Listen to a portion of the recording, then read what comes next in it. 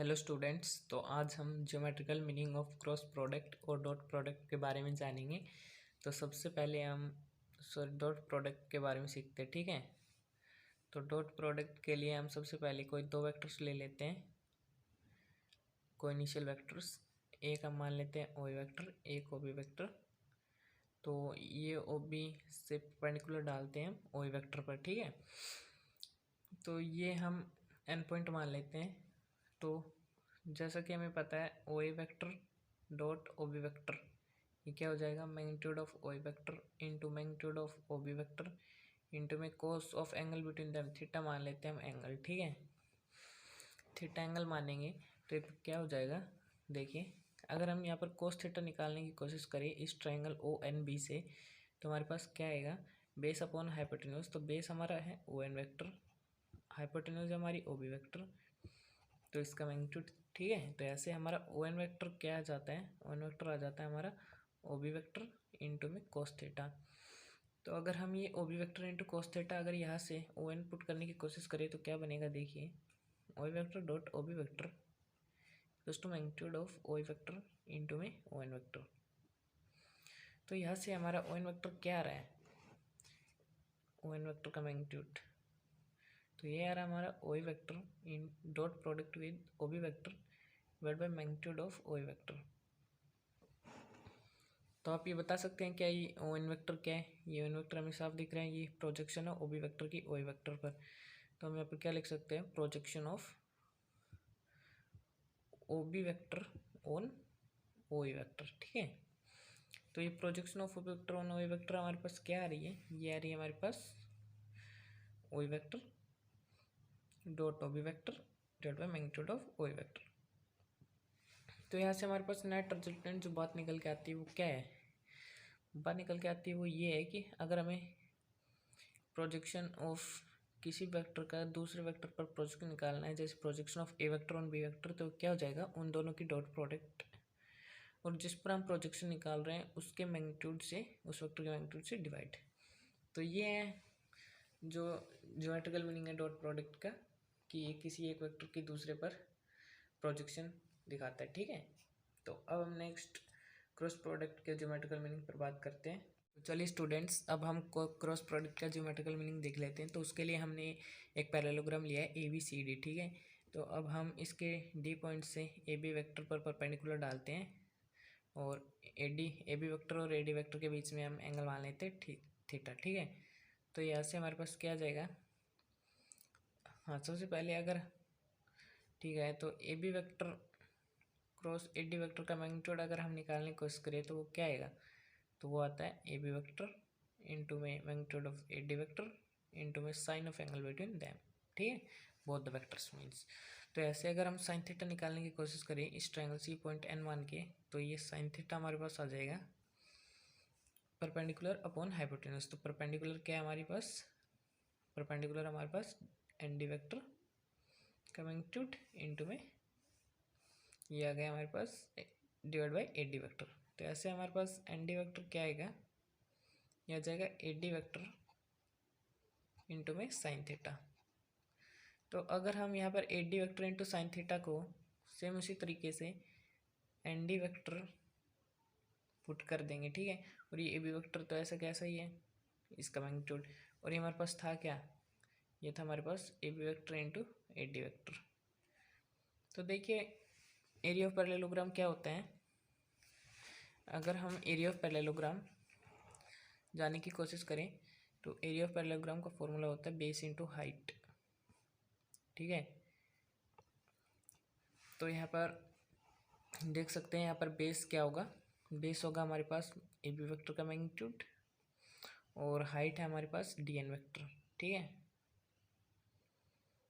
तो ये हमारे पास क्या निकल के आया है, ये निकल के आया है हमारे पास N D vector into A B vector जो कि सेम है, ठीक है।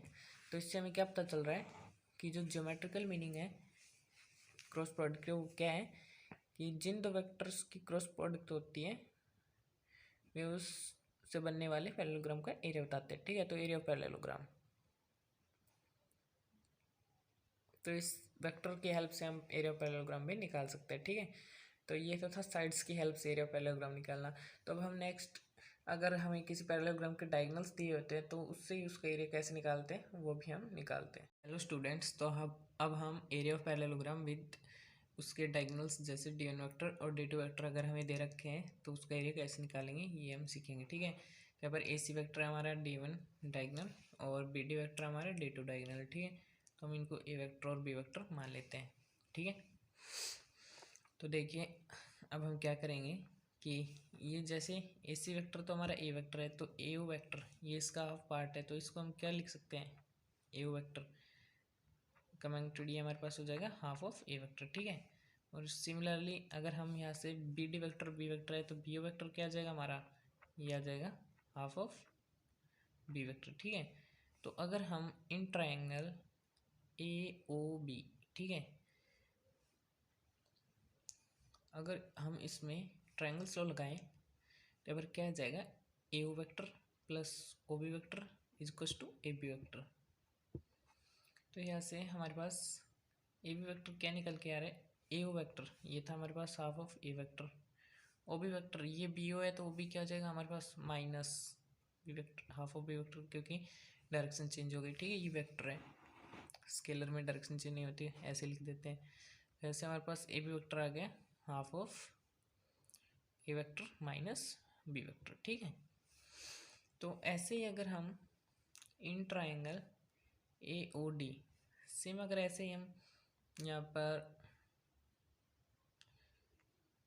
ट्रायंगल लगाएं तो क्या होगा। ठीक है, तो इसमें ट्रायंगल लगाएंगे तो हमारे पास आ जाएगा AD vector is equal to AO vector plus OD vector. ठीक है, तो अब देखिए यहाँ पर AD वेक्टर क्या हो जाएगा, AO वेक्टर था हमारे पास हाफ ऑफ A वेक्टर। ठीक है, half of A vector.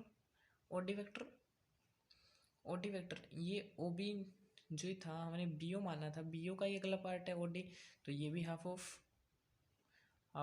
B vector हो जाएगा। ठीक है, तो यहाँ से हमारे पास AD वेक्टर क्या निकल के आ रहा है, जैसे हमारे पास AD वेक्टर आ रहा है half of A vector plus B vector, और ये हमारा AB वेक्टर है।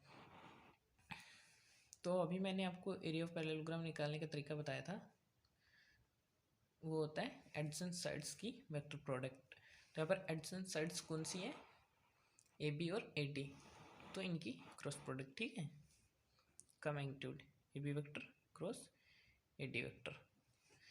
तो अगर यहाँ पर एरिया मैग्नीट्यूड AB वेक्टर हमारे क्या निकल के आएगा डायगोनल्स की फॉर्म में, half of A vector minus B vector cross product with half of ये AD वेक्टर हमारा है half of A vector plus B vector. ठीक है, तो अगर हम इसको आगे सिंप्लीफाई करने की कोशिश करेंगे तो यहाँ पर आ जाएगा हाफ ऑफ ये 1/2 1/2 1/4। ठीक है, बाहर आ जाएगा ये A vector cross A vector सबसे पहले, फिर A वेक्टर B वेक्टर के साथ तो plus of A vector cross B vector, और जब ये माइनस का भी प्लस के एक साथ तो माइनस का B vector cross A vector और माइनस का B vector cross B vector. ठीक है, तो ये हमारे पास हो गया।